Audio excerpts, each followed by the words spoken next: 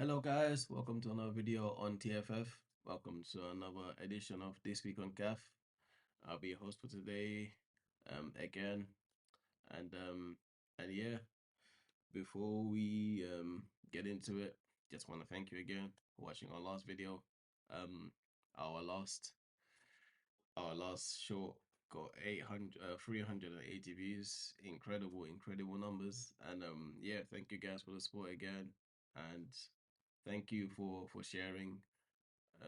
I have no idea where all these views are coming from, but yeah, hopefully you keep on enjoying our videos and watching them, and we need more likes and subscribers, guys.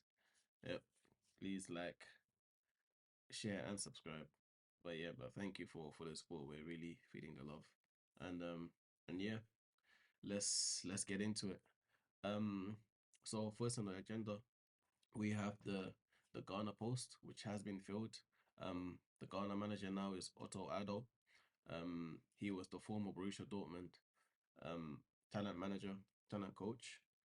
So the Ghana have appointed Otto Addo, the former Borussia Dortmund talent coach, as their new manager, and his contract is going to run for 34 months. Um, the contract can be extended by another 24 months. Um, but yeah, he's the new coach. This is not his first time managing them. He was there for the Qatar 2022 as an interim, and he did really well actually in the Qatar 22. The way they played, the way they played football was really eye catchy. They I believe they left the tournament with 3 points. Um, they did finish fourth on their table in a table with South Korea, I believe, Uruguay and Portugal. They did beat South Korea, but unfortunately lost against Uruguay and Portugal. But I believe they played really well in that tournament overall. Anyway, they played well against South Korea, obviously, and they played well against Portugal. But obviously, unfortunately, they lost. They lost against Portugal, and yeah, like I said, they ended with 3 points. He's a really talented coach, really experienced.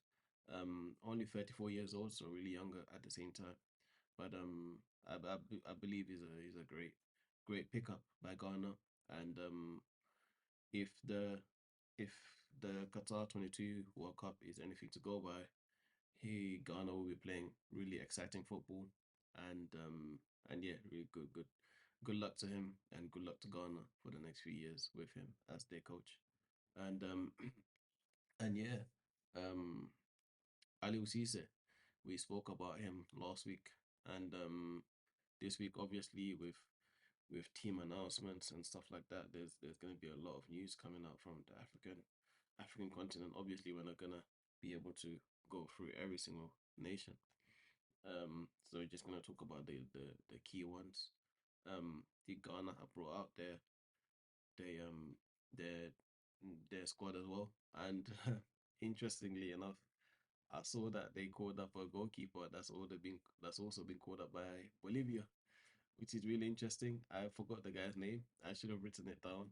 But yeah, it's a really interesting story bring up there. I don't know who he has chosen to play for, Bolivia or Ghana, which is a really interesting mix, to be honest.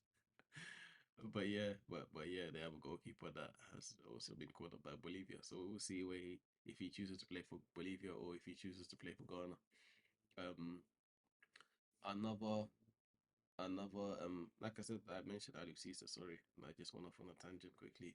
But Aliou Cisse, um last week I told you that his contract was up until after the World Cup 2026, I believe.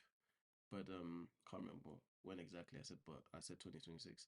But he has come out and clarified it and said it's 2025, because he himself has seen in the newspapers that they were saying 2026, but he has come out and clarified that it's 2025, I believe, after the AFCON 2025, in the summer 2025.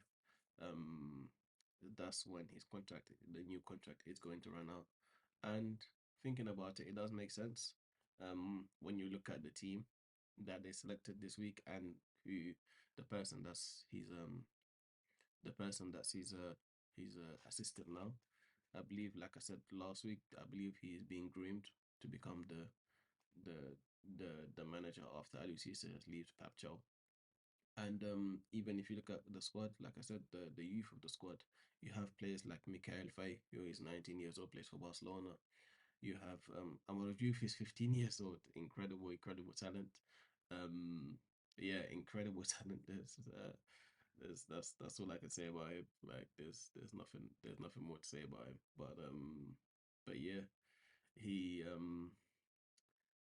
I don't know if it's too young for him to be called up, but he is a really incredible talent. Ali Cisse said he wants to see his mentality, see him as a person. So I guess that's why I called him up.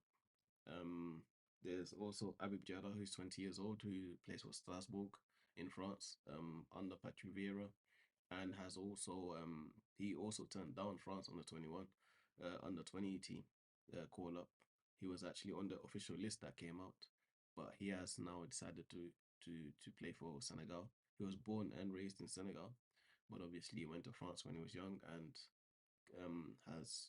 has the option to represent France and Senegal, but he has decided to play for Senegal, which is really good news for the Senegalese national team because he's a really talented young central midfielder. There's also Aruna Sangate, who's been called up for the first time. He's also been playing for the Senegalese youth team, and yeah, he's a really talented centre back slash right back. Plays for Le Havre. He's the captain of Le Havre actually at only 21 years old, so you can see how highly rated he is. And yeah, that's a really good news for him. Really good news for the team. And there are obviously other youngsters that have been called up for the Senegalese national team. So overall, like I was saying, you can see how Pap Chow is being groomed to become the new manager after Aliou Cisse leaves eventually. I don't know if that's going to be after the next AFCON when his contract runs out, or if he's going to be extended again to to the 2026 World Cup. We'll have to see about that. And yeah, it's a really young team, and the future's looking bright for the Senegalese national team as well. Um, one one big news other than the players that have been called up, Yusuf Sabali, the right back that plays for Real Betis, has retired from international football at the age of 31. Him unfortunately has been suffering from injuries after injury after injury, and I believe it is a good time for him to call time on his international career. He unfortunately was not part of the team when when Senegal won the the AFCON through injury again. Really unfortunate for him, and yeah, wishing him all the best for with Real Betis and wherever he goes next. So moving on, the Algerian team, Vladimir Petkovic's first 23-man squad has been released, and um, there have been obviously new names being added to the list as well, getting their first call up, just like Senegal. But the big news is the people that have been left out. Riyad Mahrez, for example, has been left out. Islam Slimani, with their big time striker, has also been left out. Youssef Belaili as well. Three big names have been three key names have been left out from the rumors that I'm hearing is that uh Riyad Mahrez asked to be left out, and it doesn't mean he's retiring. Maybe he's thinking about it. Sorry, maybe maybe he just wants to rest. Who knows? But has not. Riyad Mahrez, Islam Slimani, and Yusuf Belaili have not been included in the Algerian national team squad. The first national team squad released by Vladimir Petkovic, who's their new coach now, and that is really big news. Um, Another big news um that has happened this week is Cameroon and DR Congo do not have games scheduled for this current international break, which is really big news. Really unusual news as well because these are two giants of the African continent, and for some reason they do not have games scheduled for this week, which is really weird. I would say really um abnormal. I'd say yeah, and I do not know why. Um, it's really strange. Even though they do, even if you don't have a coach, you can have a assistant coach or someone to come up for 2 games or 3 games, however many games you'd want to play in the international break. And and yeah, that's a really weird and interesting news at the same time. Um, Sticking with Cameroon, actually, it has come out this week that they have banned 62 players because of age fraud. This is a massive issue in Africa, and yeah, it's really unfortunate that we're still talking about it. But you can understand why, um, with the advantages of being in Africa and the disadvantages, sorry, of being in Africa. Before you can get the advantage, get the opportunity for someone to actually see you, you could be in your early 20s. So you can understand why people reduce their ages all the time. Some people do reduce it way too much. Some like 10 years, 15 years. And it becomes obvious eventually. Um, Speaking about obvious, there's a Nefa Douala who's included in these 62 Cameroonian players that have been banned by the federation. He it has been emerged, it has been revealed, sorry, that he has two identities. Um, During the World, he was actually called up by the Cameroon national team to play for them in the past AFCON. In his ID, he was 17 years old, but he has been revealed that there's another ID which says he's 23 years old. Interestingly enough, his second ID says he was born in 2001, not 2006. So he was part of the names that were banned. The second name on the previous papers that have been discovered. His previous name is Alexander Johan Douala Bardelli. So, and it's the same picture. It's definitely him. And that would mean he's at least 23, not 17.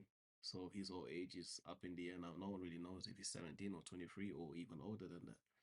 So yeah, and the crazy thing about it is after this revelation came out, after he was banned by the Cameroonian FA, his team Victoria United said um said that announced that Antalya Sport has had bought him, which was incredible news when it came out. Everyone was like surprised, like what's going on. Then the next day, the Antalya Sport president came out and said, no, we did not sign him. So they came out and denied it and said they're not interested in him, but Lille and Le Havre are interested in him. And this morning I wake up, I checked, Le Havre have come out and said they're not interested in him. So uh, I wouldn't be surprised if Lille come out and say that as well. But yeah, it's a whole mess. I do not deny that these clubs may have been interested in him when they believed his age was 17. But after these revelations, after this ban, I believe it's it's really unfortunate for him. Um, I don't know if actually I don't know if it's unfortunate for him, but it's unlucky. I guess unlucky that he's not gonna um get get the chance to go to Europe and play for these big teams and Turkey. Um, but yeah, do we have a big issue in Africa when it comes to these things? And it's really unfortunate that I'm here talking about this. I wish I didn't have to, but it is the news. It is Africa, and yeah, it is what it is, and it's gonna keep on happening. Luckily enough, it's um it's going down now. It's reducing. People are doing it less and less. Because the technology is out there to be able to verify people's names now. people's real ages now. Sorry, so it's happening less and less. But unfortunately, it is still happening, and um, yeah, when big news like this comes out, um it does make African football look bad, and props to Cameroon for finding these players and banning them, and more African nations need to be proactive and stopping this from happening because it does make the whole African continent look bad. But yeah, I believe we're gonna have to have a um bigger podcasts ish type of episode to talk about this in depth because it doesn't only happen in in Africa. We're the ones that are known for it, but I'm sure it happens in South America as well as Asia. So we'll have to have a bigger podcast with me and my friends to talk about it in more depth. But yeah, moving on now to Morocco quickly. Yeah, the Moroccan team has come out. The 23-man squad list has come out for the upcoming friendlies, and Brahim Diaz is indeed in it. Elise Ben Seguir as well is also in there. Um, yeah, and surprisingly, another Real Madrid player is in it. Um, Yusuf Youssef Lekedim, the left back, 18-year-old left back that plays for Real Madrid. He hasn't played the senior game yet for the Real Madrid main team, but he plays for the youth team in Real Madrid at 18 years old. He's already getting his first goal up, so that just shows you he's a really big talent, really good player. I've never seen him play, but getting your first goal up, not playing for the national not national team for the main Real Madrid team, and you're already getting your call up for this stacked Moroccan team, you must be really good. So Youssef Lekedim, 18 years old, left back, plays for Real Madrid. Remember the name. Yeah, he's also been called up by the Moroccan national team, and yeah, good luck to him. Hopefully, he has a brilliant career, and does really well for them. Um, um, there has been a lot of players choosing um African nations, like I said, especially this after the brilliant AFCON we've just had, and in this current international break. Um, there is Wilson Samake. He plays for Stade Rennais. He's a forward, 19-year-old forward, and he has actually turned down the France under 21 like Abib Diarra, the Senegal midfielder which I spoke about earlier. He has also turned down France under 21s, but this time not to play for the Mali first team, but to play for the Mali under 23 team. Interestingly enough. So yes, he has turned down the France under 20 team to play for the Mali under 23 team. Um, it is um, it is also important to note that the Mali under 23 team are going to be in the Olympics in Paris. So that may have played a role, but it's a big coup for for Mali to get Wilson Samake to play for them at just 19 years old, playing for Stade Rennais. And yeah, good luck to him as well. There's another name that's interesting to note. There have been a lot of names that have chosen African nations, but I can't obviously talk about all of them. I just spoke speaking about a select few that are interesting to me. Um, there's Tawanda Chirewa who plays for Wolves. Uh, he's also a forward. 20 years old, has decided to play for Zimbabwe. So that's a really big news for the Zimbabwean national team. There are quite a few Zimbabwean players that play for Wolves. Interesting enough, like youngsters. I don't know what's going on there. There's another one that's 17. He played their last game against Coventry in the FA Cup.